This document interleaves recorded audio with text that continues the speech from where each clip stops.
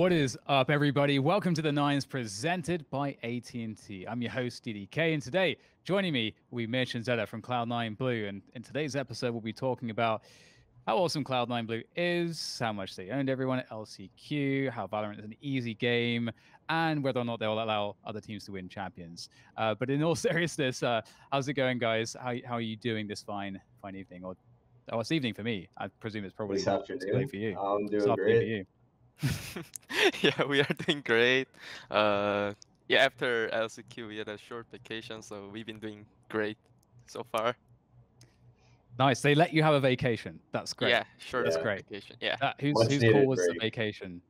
Management. Nice. I feel like so.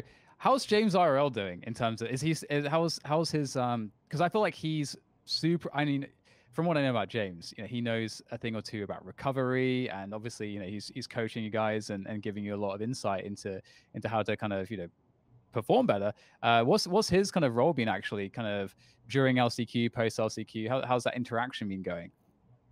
During LCQ, he did a lot of prepping and like basically all the prep work for every team that we're gonna play.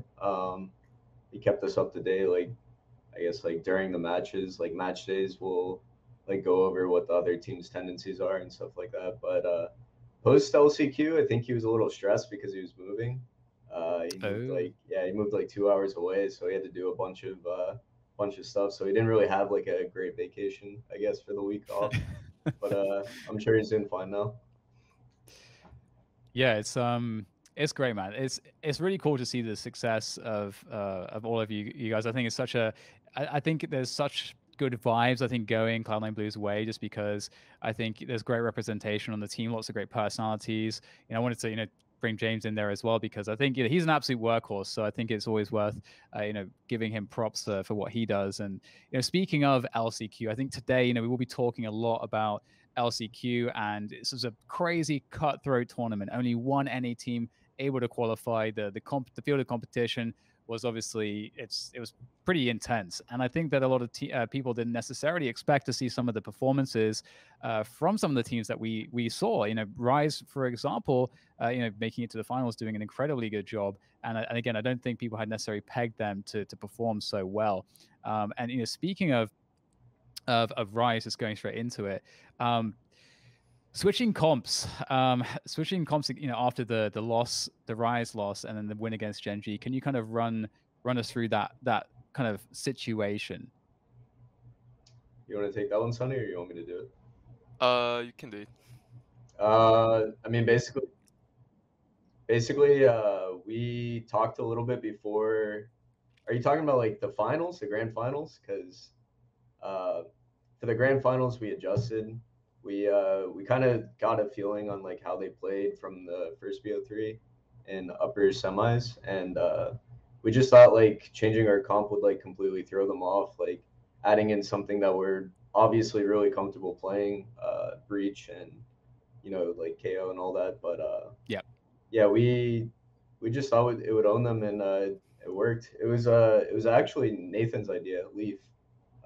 He came up with the brilliant idea to change it up because uh, we thought they would like really hard like counter strat on like certain maps. So we just thought changing up the comp, they wouldn't have anything and they wouldn't know what to do, and I think it showed.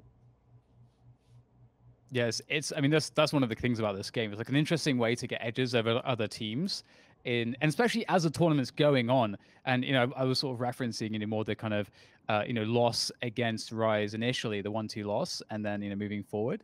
But I think it does bring this general point that I do want to kind of talk to you about, which is how viable multiple comps are, and is this something that generally tends to be an on-the-fly decision, or is there a lot of preparation? Is this planned out and in depth, or do you just have a general structure which allows for this as you're going through a tournament or a matchup? Well, for us, we've been playing a lot of different comps, a lot of different roles for like a long time. I guess like without Vanity, some with Zeppa, but we were in the beginning of the year, we were in a process of like finding our roles and like always changing comps, trying out new things. So we got pretty comfortable playing like a lot of different agents, a lot of different roles. So I think that helped us a lot, and I think that's basically like the future of the game. It's kind of like League of Legends. You want to like pick what you think will work during the draft phase, and it is kind of like an on the fly thing. We didn't really plan for it going into the event, but we saw what we could do and we adapted to it. I think, and as the tournament went on, we actually got a lot more comfortable. We were kind of like stressing our comms a lot in the beginning of the tournament, and we realized that and we fixed it. We started relaxing, saying like, "Calm down, it's just deep breath, whatever," and I think that really helped us. Yeah, and it's I mean, it's cool to see that.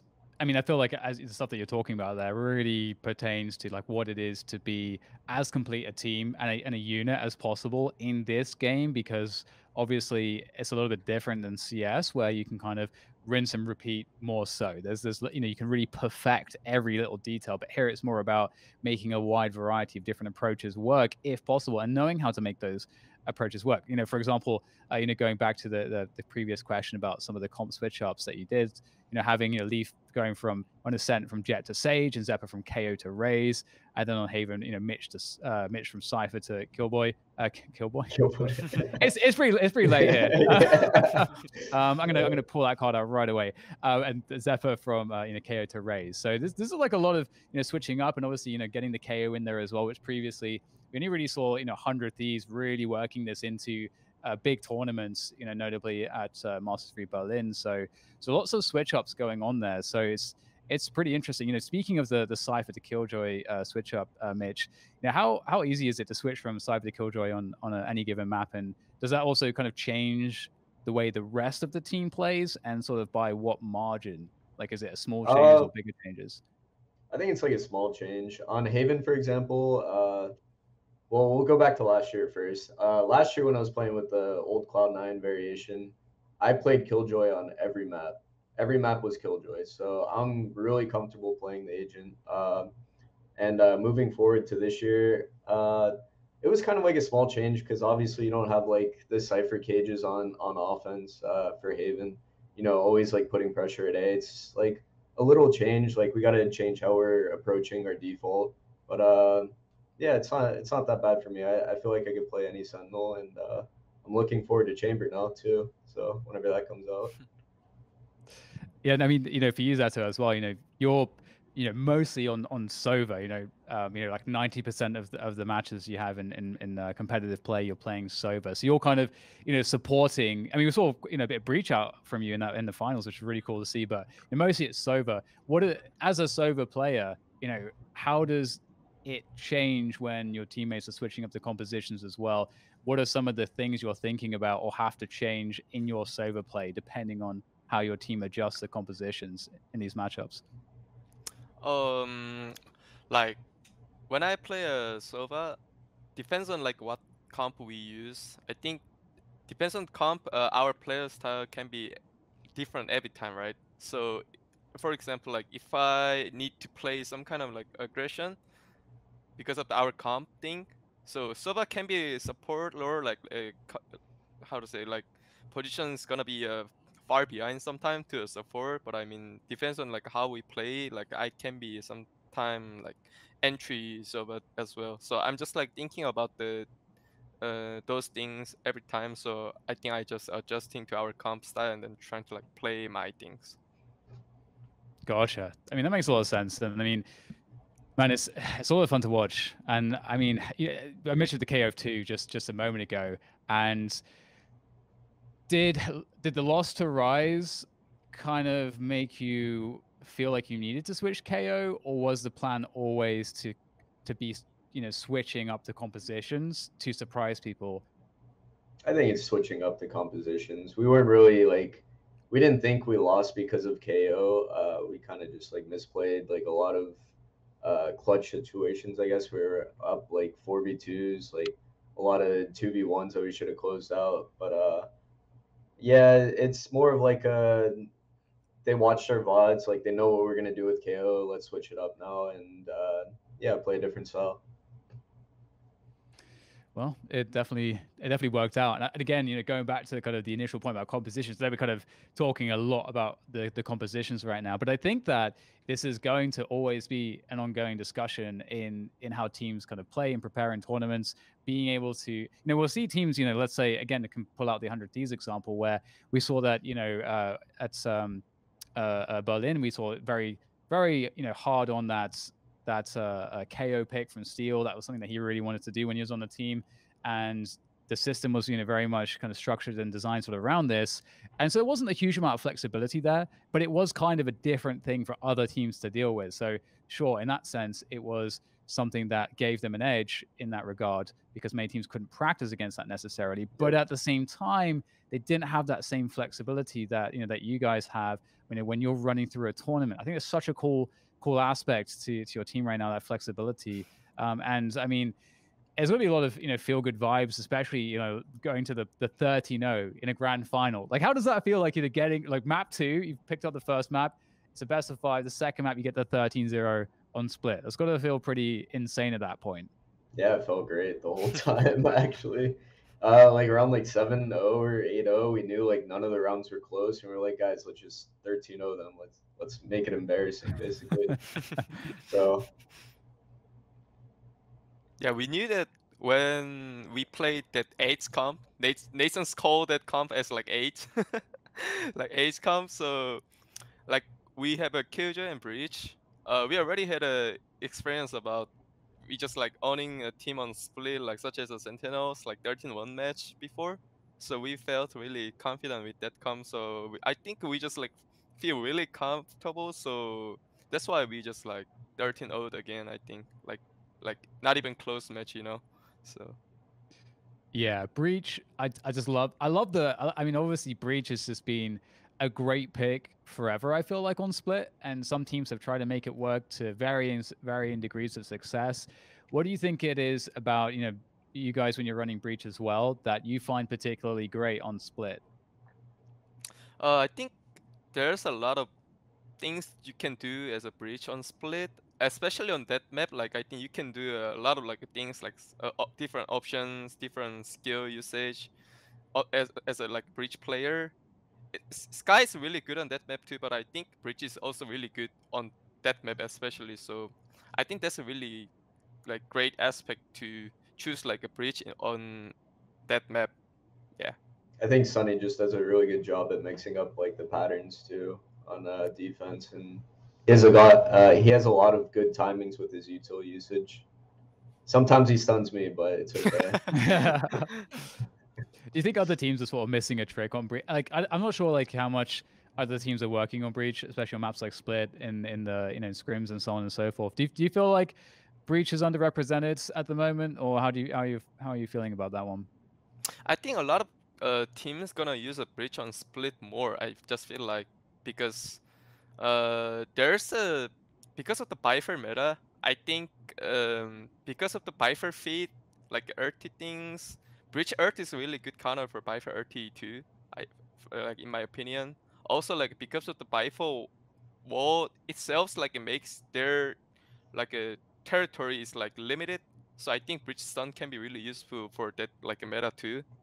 Also, breach is like originally really good for making a choke point. So I think that's just on split. That's just like fits to breach play style. And then on different map, definitely people need to think about like how to play breach. But I think if once they get used to play breach more, I think like comfortable, I think people gonna play more breach on different map. I think It does feel like a.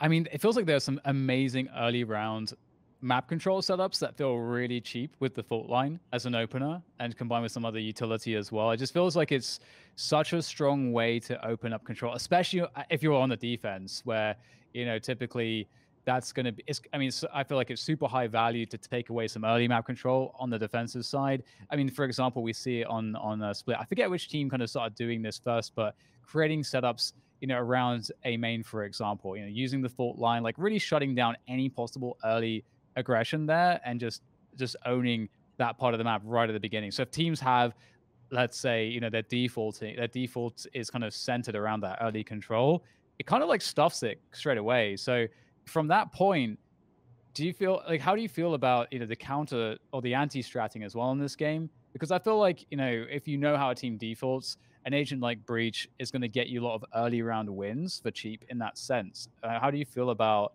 that as well, and that application to other maps? I would say like Ascent would be really similar to that, right? With A main and B main. But yeah, I guess it just depends on how the team wants to use it. If they want to do like setups off of like info sentinels, like stuns, flashes, whatever. But yeah, I think Breach is pretty OP. It's like it's kind of like the new Astra, like you know how she was sucking like right off the barrier, denying that info, Yeah. and then you smoke deep. It's kind of just like that in my mind. He's pretty OP with how fast it charges up and stuns, I guess. For sure. Oh yeah, I mean, I can't wait to see the development here. Again, the game is so rich tactically that it's just super. Because Breach has been around forever. Like, he's one of the the earliest agents. In fact, Breach was. Oh no, Breach Breach was picked a was. lot. Is he the first agent added, or because I'm trying to think back to the Friends of Uh, Family beta. I think that he was there in the Friends of Family he beta was, actually. he was, Yeah, I he think. was there. Yeah. Okay. Right, that's awesome. That's so cool. I mean, we just need Brim to get some buffs, so we'll see more Brim. And Yeah. but other than that, I want to ask you about the switching topic very slightly. Unless you have something to say about Brim there. Oh, I was gonna say Brim and Breach were the dynamic duo in beta. Yeah. Everyone was running that. The Breach ult into the Brim ult, insta kills. Yes. Yes. Yes. Oh man. I How wish they would Brimstone do is something with missed. Brim though. Yeah. Yeah. EU teams still run it, but they're definitely playing at a disadvantage. Got to pour one out for the Brimstone. Right. Well, speaking of the finals, and you guys getting the 30-0 on split. We all know what happened after that point. Best of fives. Of course, you didn't actually have to even get to 5 maps. But what do you feel about best of fives for finals in Valorant at the moment? Because I think best of fives. A lot of fans like to see it, but I feel like they can often be anticlimactic. It's kind of a different ball game because you take out a lot of the veto elements of the the strategy of the matchup, and it's just a different dynamic than something you've been doing throughout the entire rest of the tournament. So how do you guys both feel about best of fives in Valorant? For me, I think in terms of this game's comp wise, because it has a comp, so like a League of Legends, I think it's really essential to play like a lot of like maps such as in like grand finals, because like professional players like trying to practice their champions, like I mean like agents pool, so it's really good to show their like a result of practice like comp wise. So I think the best of 5 is like not really bad, I can say, because I think it's good. So people can try to like adjust to a different like their comp. Also like they can actually like make their own meta, which is interesting on like a comp game. So I think it's really good things to do. Totally. Uh, Yeah. You feel the same way, Mitch? yeah, basically, I don't think best of fives are bad because coming from CS, like I feel like a best of five was really long, like 4 or 5 hours, you know. But in this game, I feel like the games are a little bit shorter, so it's not really that big of a deal. I don't think the players get fatigued as fast. So yeah, I don't mind it. I just kind of wish that the teams that come from upper bracket finals get a little bit more of an advantage. But yeah, Yes. I was going to ask about that because this is a pretty contentious point for sure, and I think correct me if I'm wrong.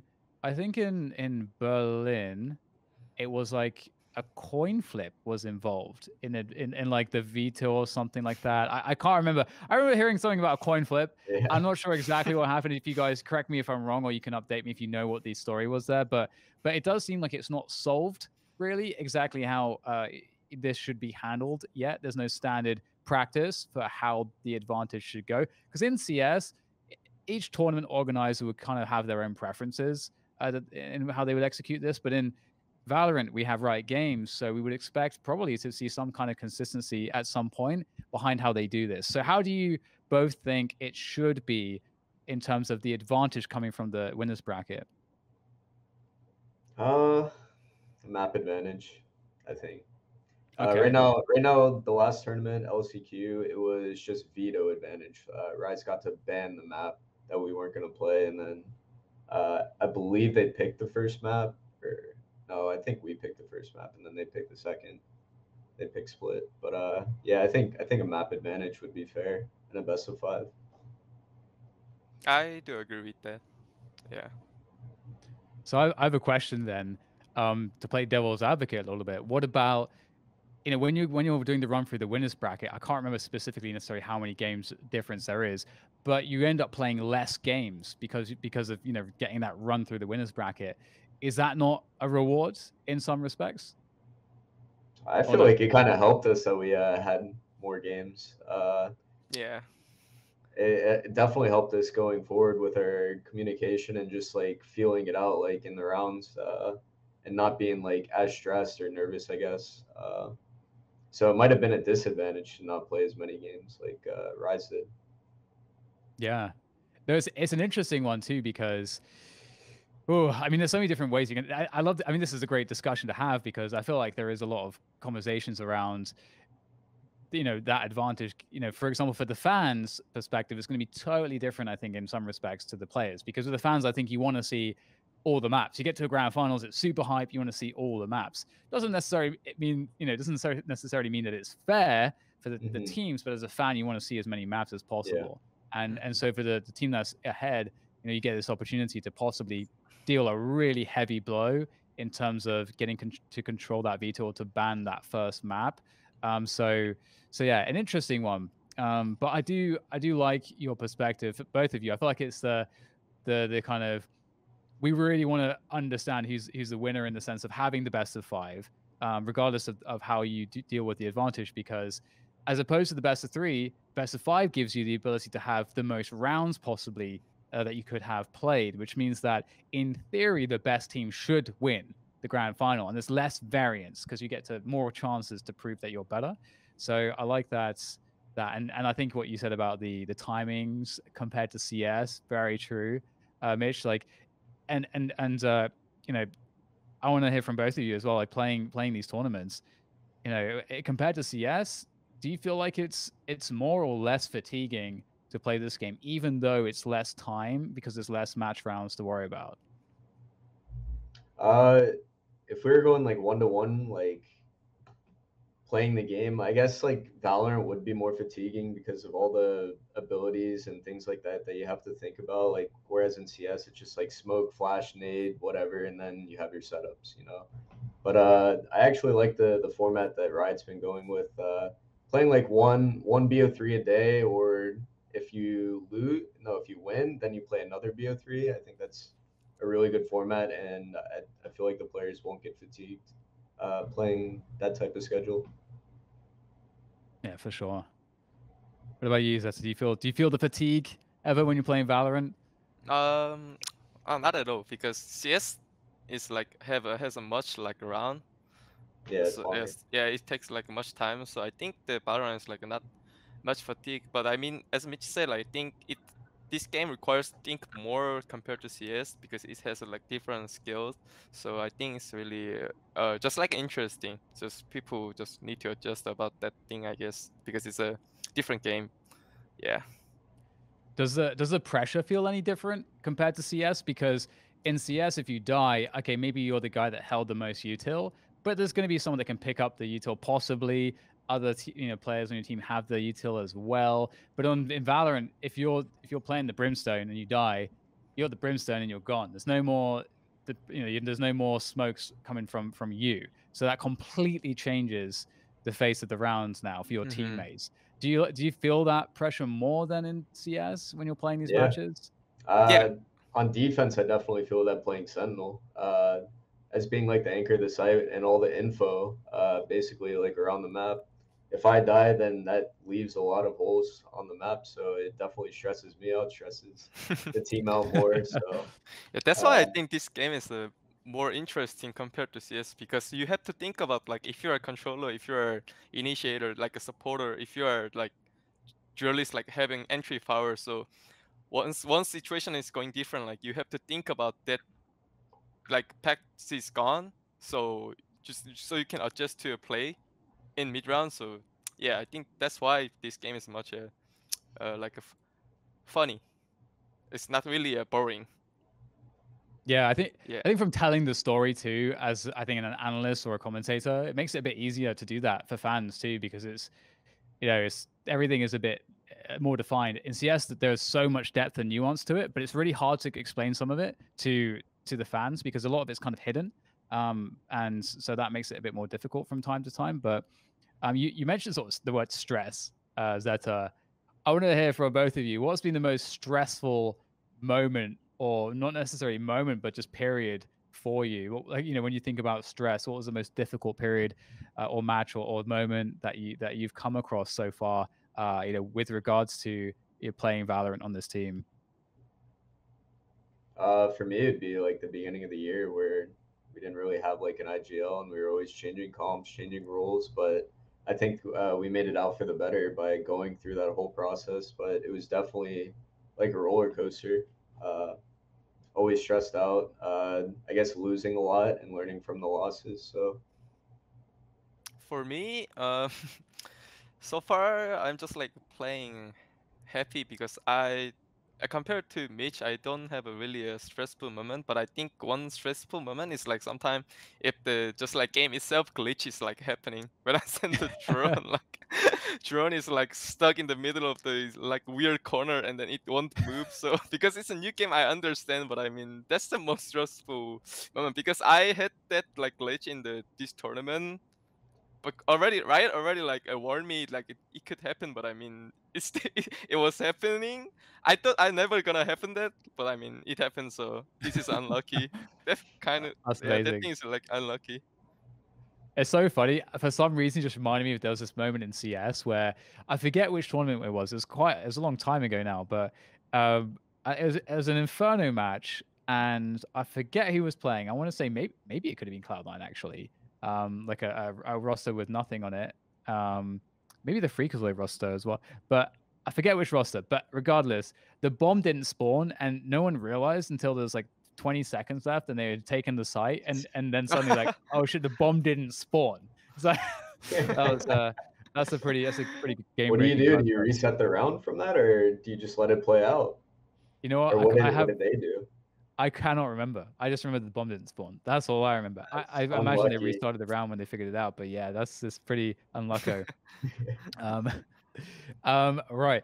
So yeah, in you mentioned earlier about LCQ and having some upset, oh, not upsets per se, but some surprises with the way some teams performed. And I mentioned Rise, for you guys, because you have more insight into the teams and the players. You're getting to scrim people behind the scenes. Were there any surprises for you in terms of other teams' performances, or did everything kind of slot into, or Everything did everyone slotted place in. like you expected? Yeah, Okay.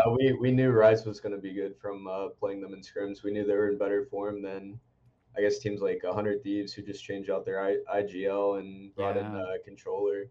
Xset, I feel like uh, they could have had like upset potential or like had that dark horse form and won the tournament, but yeah, I feel like everything kind of like played out like how we thought it would. Yeah, we are Yeah. Scream 9, so yeah, much to say. Yeah, it's the scrims thing is really interesting. If this show was longer, I would talk about that a little bit, and maybe I'm just going to do it anyway because I'm the host. I can do whatever I want. So there is this element of the fact that the environment in a scrim is not the same environment as a actual live competitive match, and there is this expectation for some players and teams that they can perform in a match like they perform in a scrim. But it's really like two different things, because in a real match there's real stakes and pressure. Things can go wrong. You're in a different frame of mind. It is like a different thing. So for you guys, do you ever, how do you feel about what's been the evolution in terms of how you look at your scrims and how you look at your performance in matches? Does it feel different to you? Have you had struggles feeling like, man, we play better in scrims? And if so, how did you kind of get to a point where you're feeling really good in the match, the live environment? Yeah, like I said before, we were feeling really like stressed on our comms in the beginning of the tournament. Like the first like couple BO3s were like kind of freaking out like mid round. Like there was a lot higher like stress comms, like people yelling, like and you couldn't really hear the game. And you know, like we had a nice talk about it like after we lost to Rise, and I feel like that really helped us. We started to realize like yo, like let's just chill, let's vibe, let's run around, you know, like let's have fun. And yeah, I feel like that worked. We kind of calmed ourselves, and that was like the biggest thing that really helped us. So kind of like grounded yourself as a team and kind of got everyone on the same page and Yeah. sort of thing. So how much of that comes down to a good mixture of personalities and dynamics on the team? Because I bet there's a lot of teams that just are not able, because you know what you're saying there is like, yeah, you know, we had a chat, then everything was cool. And it's like, I feel like for a lot of teams, it doesn't necessarily work out like that. And you know, there's to any great team, you know, it's about being more than the greater than the sum of your parts. You know, that's what a great team is.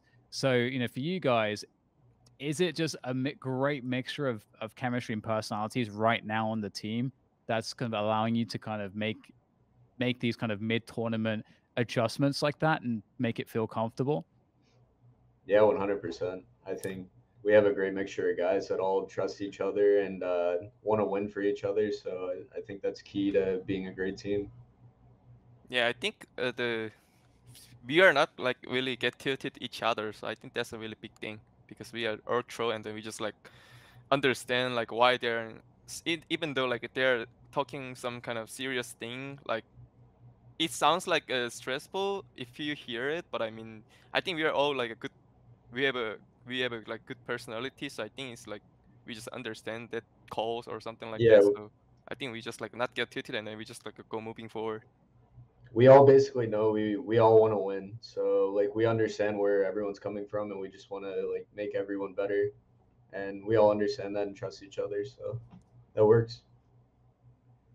How much do you feel like you guys grew as a team or improved as a team through the course of this tournament, through the experience of completing LCQ? Like, did you like learn a lot as a team from this? Yeah, I mean, I think we did about our communications and you know stuff like that. Yeah, I don't know. I don't really know. Do you have anything on that, Sonny? Uh, I think I think we are just like same. Like ever since like Anthony and then Eric joins our team, we knew we're gonna be a troll team. So I think we just like keep trolling each other. So I think it's I can say we can say at least like we are consistent as a team. Like a troll thing, troll wise, we are consistent. Yeah, that That makes our team stronger, and then nobody can follow our team. yeah, it I doesn't guarantee. change from scrims to matches. We're always the same. Yeah. Awesome, man. There's so many things I can talk to you guys about, and I'm like looking at my notes. I'm like, man, there's a lot of stuff here. So I'm gonna try to go through it a bit more quickly here.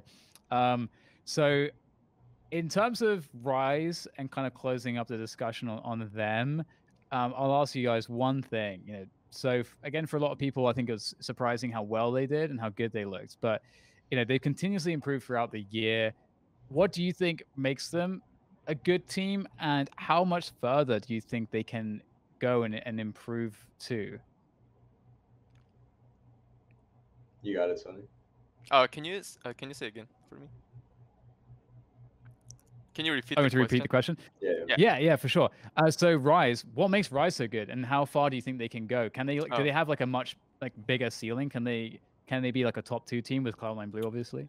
Oh yeah, In NA? I really do think their chemistry is really good as our team because I've heard they're all Vietnamese each other and then they just like maybe they feel like they're family as a team.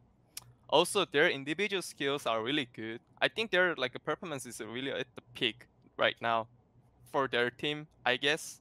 So once they make some kind of like fix with their own like own mistake or something, or like a structure wise or like comp wise, like if they just like settle their things, I think they can be really great team.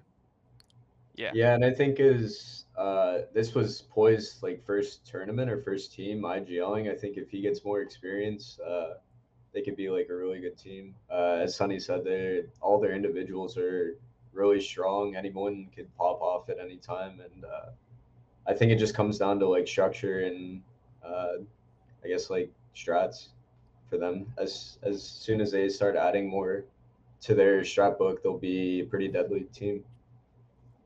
Sure. Yeah, I can't wait to see like what they become. And unfortunately, I was gonna ask about Xset next. Fourth place finish is this roster has it reached its final kind of look? Is this its peak? Do they need to make changes? How do you feel about Xset? Mm, You can go, Mitch. I mean, I don't really have anything to say about Xset. I feel like their play style is kind of the same, and they haven't really changed much up. So like if you watch like a couple of VODs on them, they play pretty similar. They have a lot of like tendencies that their individuals like to do on every map, and it's pretty easy to pick up on. So I'm not too sure what the fix is for them. I'm not like in their team. I don't know any of them, so Yeah, I'm not sure what their problems are. So I'm sure they can work through it though. for sure. What about 100 Thieves? How are we feeling about 100 Thieves? Obviously, changes are coming. But in terms of, where they're at as a team, what are we thinking? I feel like they got to get their roles down with Nitro, and I don't know if they're keeping Boy or if someone else is coming in or what. They got to get their roster situated. They got to get their roles down. They got to, I guess, like work on IGLing maybe. I don't know either. It's kind of like the XSET thing. I'm not too close with any of them, so I don't really know too much about their team. It just feels like something is off. Do you feel like they would have been better off if Steel would have been able to stay, or do you feel like that just kind of that had to kind of happen Oh and they're yeah. just in a Yeah, I mean, changing your play style, like your IGL a month before a huge tournament, that's pretty hard to like get everything down on every map, you know? Like you're gonna have some weak maps, you're gonna have some like weak strats, I guess, on every maps. It's pretty rough changing out. Like I would know always changing out players at the beginning of the year. Mm-hmm. It's really tough like getting those new players incorporated into the system. Yeah, I think it depends on how much they yeah. rely on the Steel's IGLs, I think. So, yeah. It can be tough, like, if they rely on, like, a Steel's calling or something, like, it's really tough to, like, make a roster change, like, right before, like, the LCQ starting. Yeah. That's the And only thing I can say. there also wasn't a lot of practice for them. Not a lot of LCQ teams wanted to scrim each other right before it, obviously. So they weren't getting the best of practice.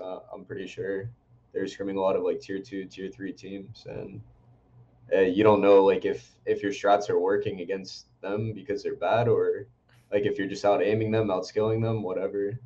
So it was pretty tough for them, I'm sure. Ooh, yeah, it feels bad for 100 Thieves at the moment. I hope they kind of figure it out. But obviously, there is some time for them to do that now that LCQ is over, and there's a period for them before I guess big competition returns. Sadly, but hopefully they can use that productively. Right, let's just talk about champions quickly before we go into the VOD review stuff. So, Xeta, who do you think is going to be the most dangerous team going into champions? I think the most dangerous team is still gonna be a Gambit because they're like Valorant Champions. I mean Master Champions. So I think they just like had a time to practice like more too because within their comp.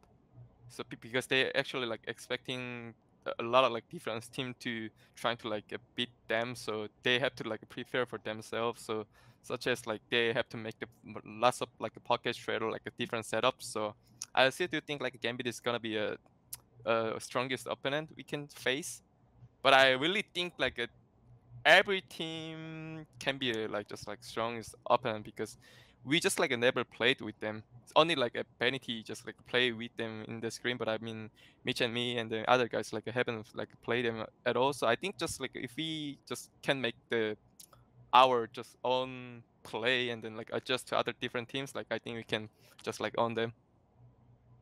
Hell yeah! What about for you, Mitch?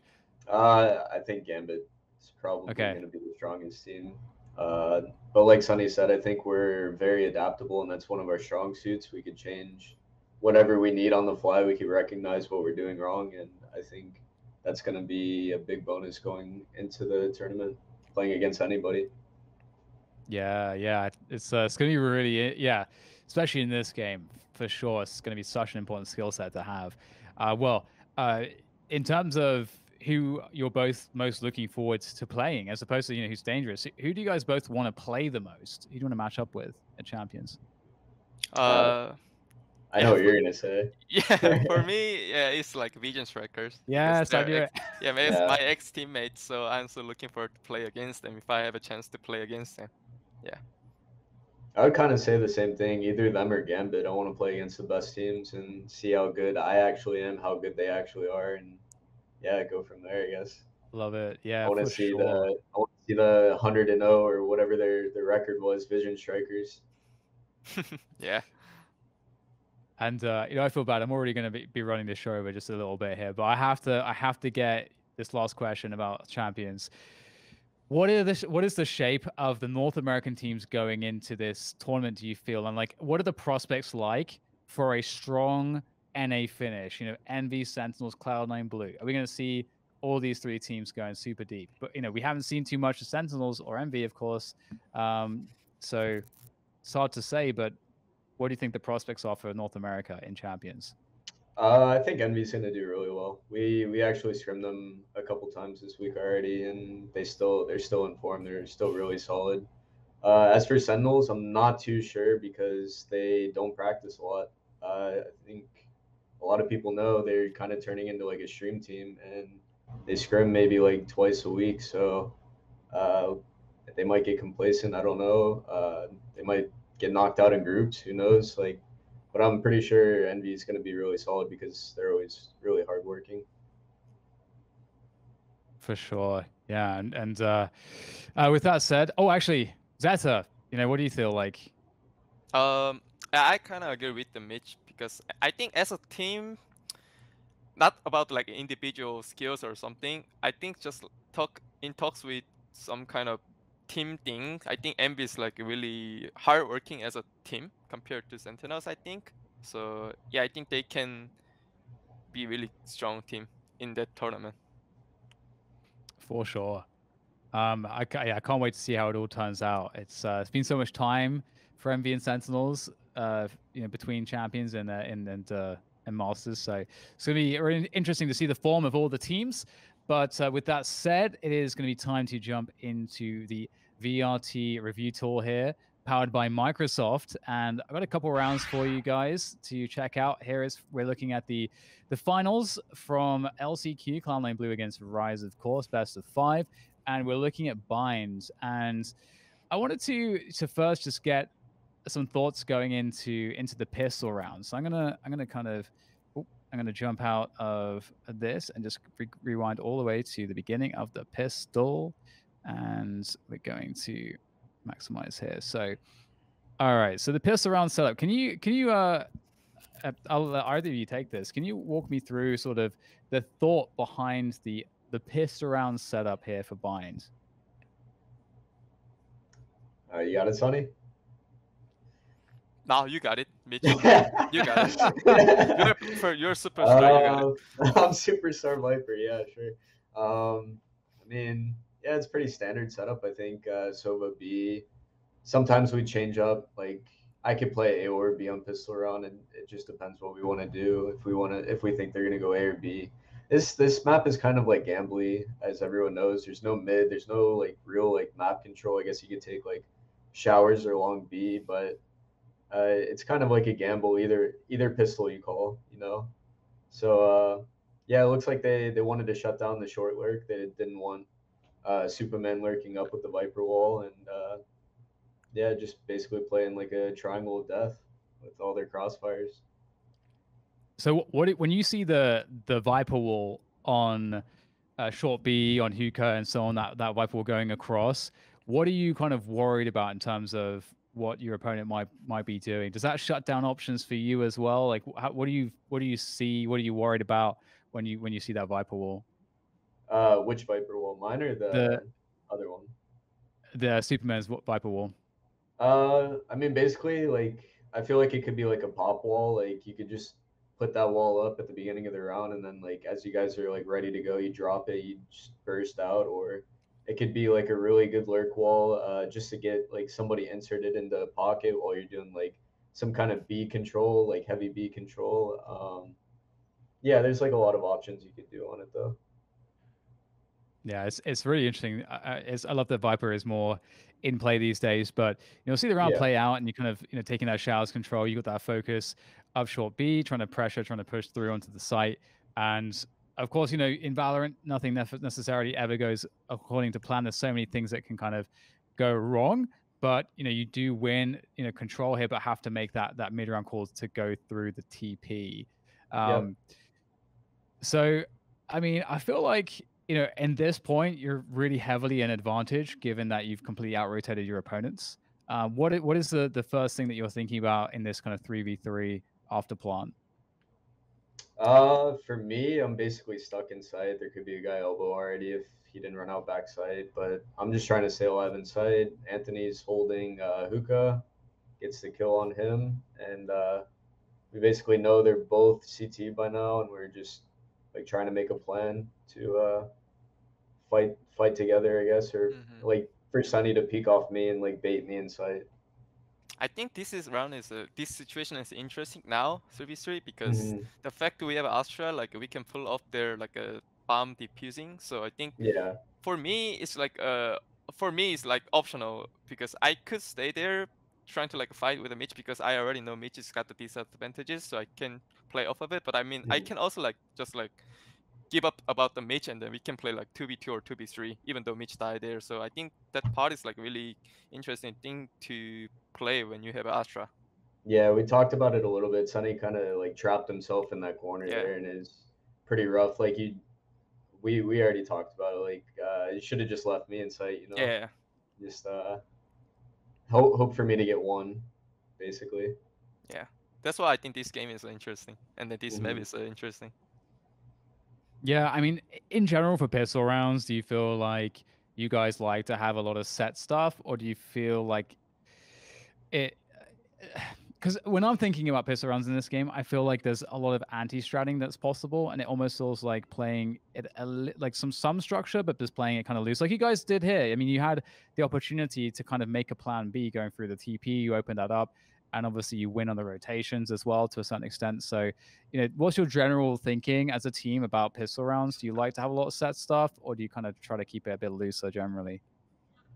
I think generally we like the default against a lot of teams. See what they're gonna do. See if they show their hand. Let's basically like try and find out like what they're gonna do or where they're playing, and we make a plan off that. Gotcha.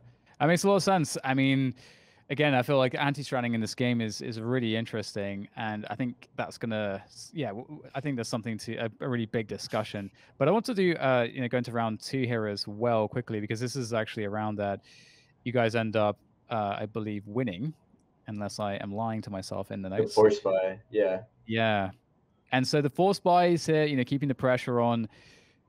I think force buys generally in this game are very, very good, but on bind on the attack, what are you thinking with your force buy here?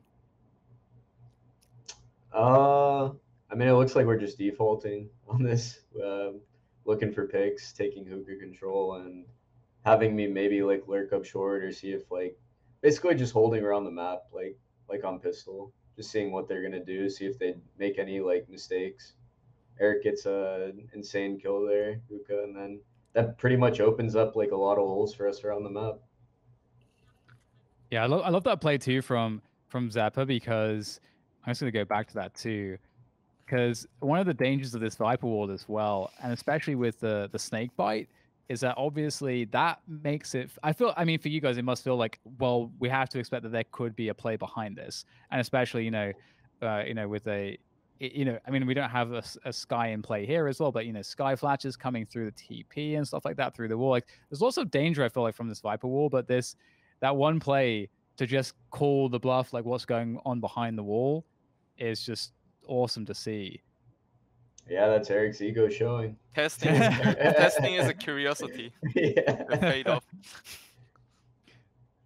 So then we get sort of like the play for control around showers as well, and of course this is going to work out quite nicely in terms of trades and so on, and you end up being in a 4 versus 3. So in a 4 versus 3 here, you're in a spot to kind of rotate into that B site. So it feels like at this point you've already kind of almost won the round just from in terms of the setup.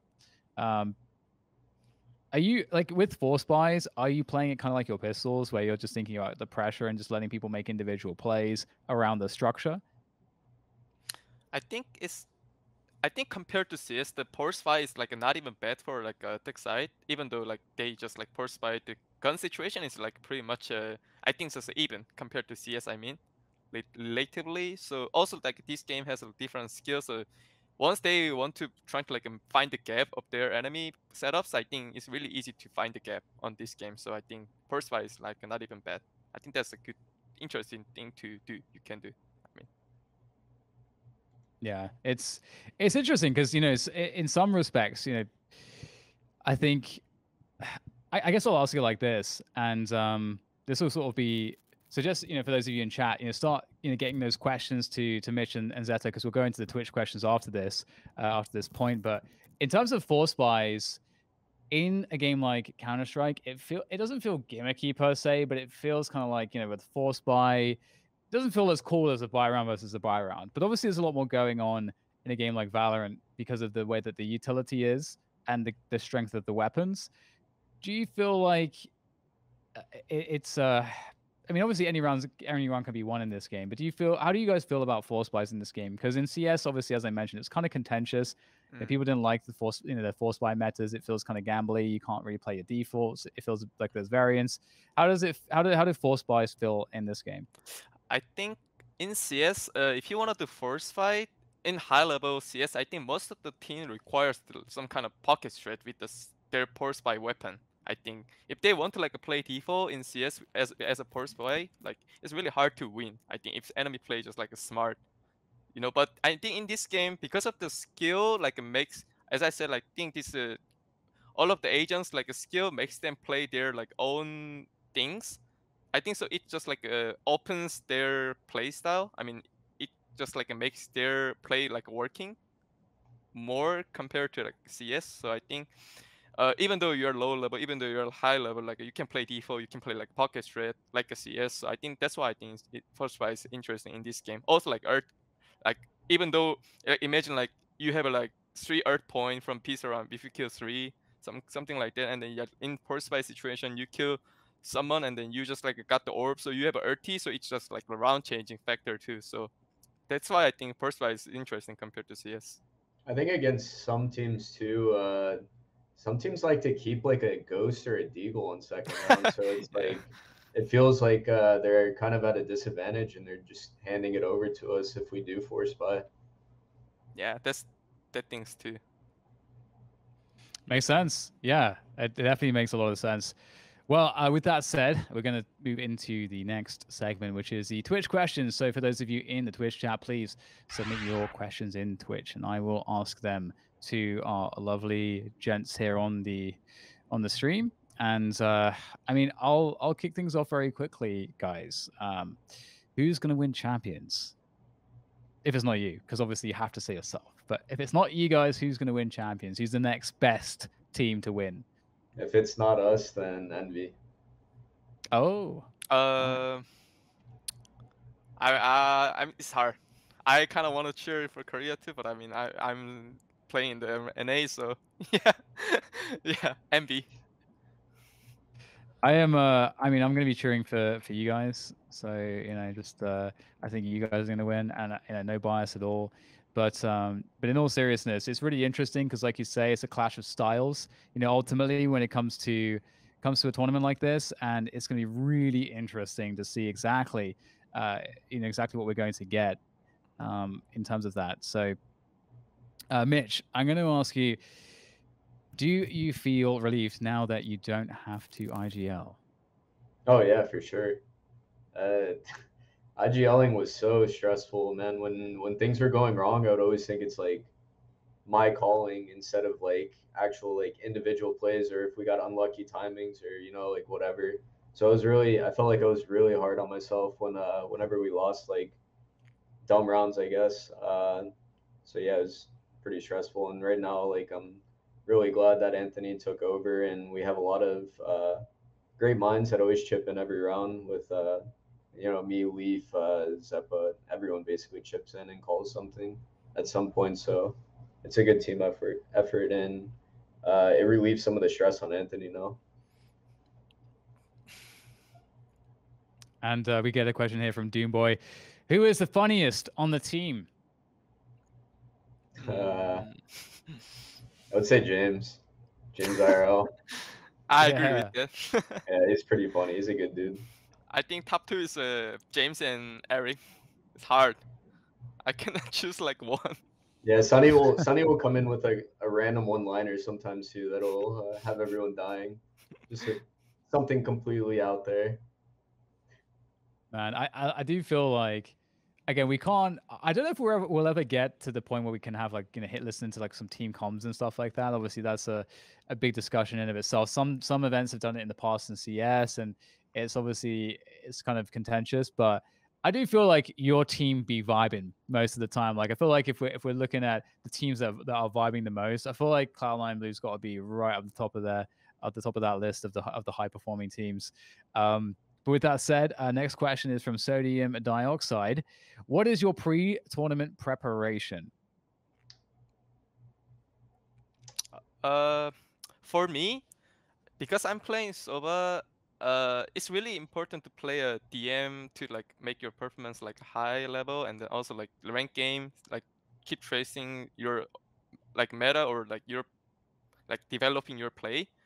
But I mean, for me, it's really hard to remember all of the Sova lineups too. So in the pre-tournament, I like to like how to say like doing my lineups again and again to remember, or just like finding out different lineups. Yeah, that's my preps. It's basically the same for me too. I'll do like 3 or 4 DMs with like Zeppa and James every day. I'll go into the range for like 15-20 minutes before that, and then I'll like think about my setups on every map and what maps we're probably going to play, and I'll just like go over like what I'm gonna do, I guess. Awesome. Oh, here it is. Anonymous player 102. I think you guys know what's coming. When is Mitch streaming? Yeah, I don't know. Maybe this weekend. We'll see. I'm going to get my COVID booster today, so we'll see how I'm feeling tomorrow. All right. I think last time I think I pressured the streaming angle. I don't feel like I'm going to do that this time. So you're safe. Audiophile X asks, what are the thoughts on the new agent chamber? It's interesting. I haven't looked into it too much, but it looks like you could basically like get a deagle on pistol round, right? And then have like credits left over, and the teleports are really interesting. That's like a lot of playmaking ability, and also the slows, right? It's kind of like a Sage and like a Cypher kind of, right? Like, or an alarm bot. I'm not too sure. I haven't really looked too deep into it. I'm just excited to play like a new agent and learn everything about it. Yeah, I think chamber is really interesting when you like, because of the TP things like Yoru. I think when your team is like has a really good like clean setups or clean communication, chamber is gonna be really strong because of the TP effects. Because their rotation gonna be really fast sometime, like as a defender, and then also this chamber has like a really strong gun, like RT or like heavy pistol. So that's definitely interesting. But because of the TP effect, I think it's gonna be really interesting. Hard to maybe attack. Yeah. Yeah, I mean, I'm super stoked to see what happens in the hands of the pros with Chamber. Right, we've got another question here from Still HD to you, Zeta. What is your favorite song? My favorite song? You mean asking about the like type of the song or actual song name? I think like the actual song. If you only had one thing you could listen to for the rest of your life, well, what would it be? It's hard. You're singing Country Roads. I'm listening every song, but I think I like the September vibe. I like the Wait, September. Earth, Wind, and Fire. Yeah, Dun, yeah. dun, dun, dun, Yeah. dun, dun. Yeah. That is a happy song. That Yeah. honestly, that is straight fire. Okay. Next question is going to be also to use that. Who do you think? This is from Junie. Are there any Korean players that you think we should keep an eye out for in Berlin? For me, I think it would be a Buzz from old Cloud9 KR, because I've been playing with him before, so I know he's like potential, like he can be as a player. So he's also like learning from the Bijan strikers, like experienced coaches such as like Termi, Glow, like their coaches. So I think they just like give him some kind of experience how to play this like team game. And then Buzz has a really great like potential, like with individual skills, like his own play style. So I think he can be a really great player. Awesome. I can't wait. We have, man, there's also Xeta questions, man. Okay, I feel like I gotta get something out there for Mitch. Oh, that's now. fine. Keep going, Sonny. You're doing great, Sonny. Thanks, Mitch. So we've got. I don't know if I should. I feel like I'm gonna ask this, but feel free to decline respectfully. Kriva Jella says, "Can Xeta dab, please?" Dab? So yeah. Oh wow! There we go. There we go. All right. Okay. Kriva Jella is very happy. Okay, I'm gonna do one last question here before we move on to closing things out here. Sodium Dioxide asks, "What do you guys do after the LCQ win?" We went to a Brazilian steakhouse. Ah, that was actually insane. Yeah. Racked up Nice. the I've been saying these guys, Korean barbecue is the best or something like that. But I mean, I had a Brazilian barbecue. You can compare. That's insane. Damn. Oh my god. Yeah, Okay. it was All phenomenal. right. Okay. Well, Brazilian barbecue it is. Okay. And with that, that does bring us to the end of the show. But before we say goodbye, Mitch, Xeta, what are you guys up to? Where can people find you? Obviously, Mitch, you maybe are streaming or maybe not. We don't really know. But what are you guys up to? Where should people be checking out your stuff? If you're doing anything, how can people find you? My Twitter is Mitch CSGO. I know I haven't changed it yet. I'm gonna lose my verification if I do. But my Twitch is Mitch TV. If you want to check it out, I may or may not start streaming. I don't know. We'll see. Yeah, my Twitter is like official Xeta. I'm usually like tweeting like random posting. Also, like I'm rarely streaming sometimes, but I always trying to like keep do more streaming. So just like looking forward to me doing something, guys. Thanks. All right, that was good. And, okay, I think that's it. That's it for today on the Nines here by AT&T. I'm DDK, the host, and thank you everybody for tuning in and watching, and spending some time with us as we talk through LCQ and Cloud9 Blues shenanigans. That's all from Mitch, Xeta, and myself. We'll see you on the next one. Have a good rest of your day. Cheers. Thank you. Thank you.